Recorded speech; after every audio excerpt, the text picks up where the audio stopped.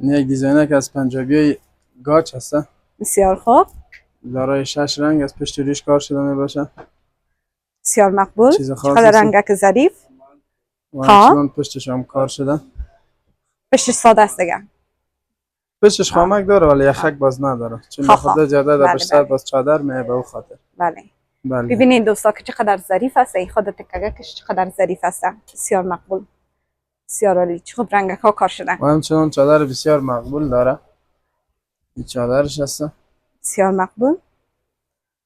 بسیار خوبش. چقدر ظریف است. دیگه دیزاین ایتان؟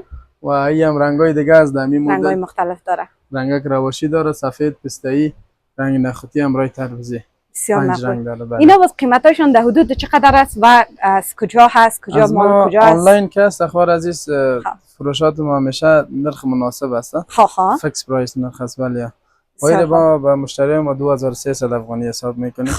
بله. باز آخرین نرختان چقدر است؟ امو آخرین نرخ است. آخرین نرختان 2300. یعنی از طرف چینل ما اگر بیننده بیاین شما یک چیز خود کم میداشته باشین مرا چون به خاطر از ما خو گفتم براتون فکس پرایس است. بله. خیر باز به خاطر شما و چینلتون 100 به خاطر خودت، 100 به خاطر بیادر و 100 هم به خاطر چینل یوتیوبتون.